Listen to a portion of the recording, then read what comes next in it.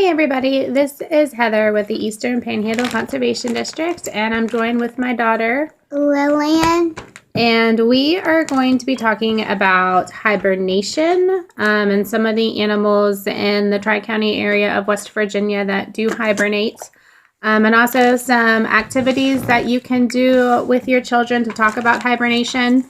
And also the types of animals that live here. So when I do this in the school system, we'll talk about hibernation and why animals do hibernate and why good habitats are also important for hibernation. Because if we have poor habitat quality, then we're not going to have a good hibernation quality for animals, and more than likely those animals are not going to survive. So to get started, I usually pick some simple animals that stick more to the true hibernation, such as frogs, bats, and snakes. And a lot of times we'll also go over chipmunks.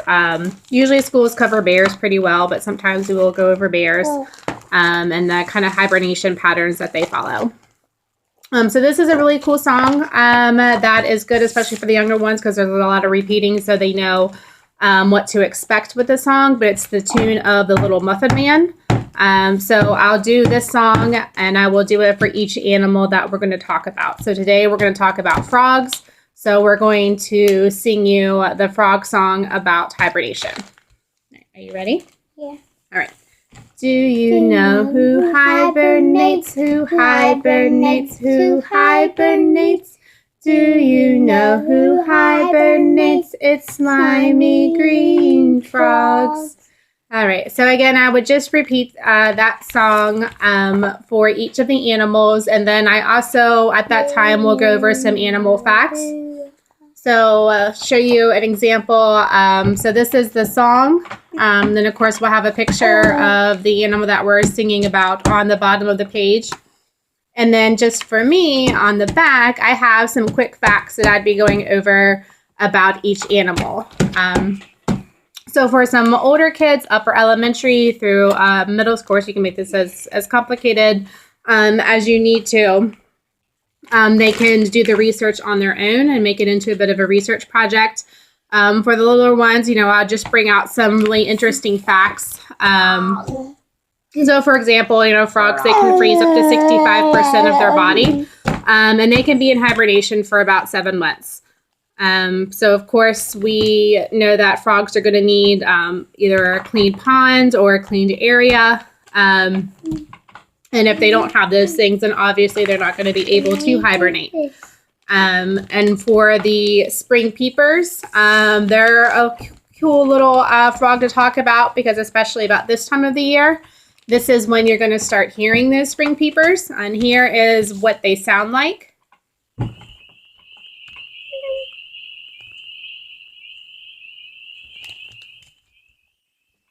So in your area, you may or may not be hearing these little frogs in the evenings about dusk. So if you live in an area where you do hear the frogs, that'd be a nice little evening time activity to go out and listen for them. If you happen to have a pond in your immediate backyard vicinity, and maybe even going and trying to find one of these little elusive frogs, they're only about 1 inch long, and not very many people have actually seen them, even though it sounds like there's thousands of these little frogs hanging out. They're really hard to actually spot in person. And Lily's going to go over, again, with Michael's, they have really great life cycle models from Safariology.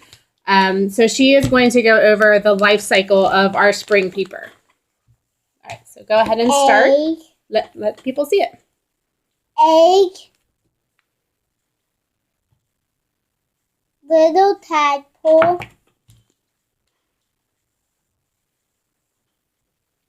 Back legs. Front legs. Then the frog. All right, so that goes over the life cycle of a frog. And these are really cute little models to show. Again, something that you can easily look up on the internet as well. And then another activity, this is really great, especially for those that maybe need some fine motor skill work. What I did is I have a Baggie, and just for ease of purpose for me, I went ahead and just made up and printed out backgrounds to put in the baggies. But if you're going to do this as a home project, either coloring on a piece of paper, or you can actually color right on the bag, create your own little habitats for your different animals. So for this bag, we had snakes, chipmunks, a bat, and a frog. So I created habitats or little hibernaculas for each of those respective animals. And the goal is to use your fingers to be able to push they're actually just like marble gems that I took labels and Mod Podge and put those on those little gems. And the goal is to get them in the circle with the correct habitat or hibernacula. So Lily's going to demonstrate a little bit. All right, so she put the chipmunk down in the burrow. And then the snake she pushed down into the log. All right, so as you can see here, we've got just those little gems with those animals on, and then the respective habitats. So just a super easy activity that you can do. Of course, if you don't have, gems, just think of something else that you have laying around the house, even if they're just little erasers or something like that. You don't actually have to have the animal specifically glued onto it. So that's just a quick little activity to do with habitats, to include some songs, especially to get up and dance to the songs, and then to also work on some fine motor activities. Again, this is Heather and Lily with the Eastern Panhandle Conservation District. And little Abby too, hanging out to the side. And so hope you enjoyed the video. And as always, if you have any questions, feel free to look us up. We're on Facebook. You can also contact me by calling 681-247-3013. Thanks and have a good one.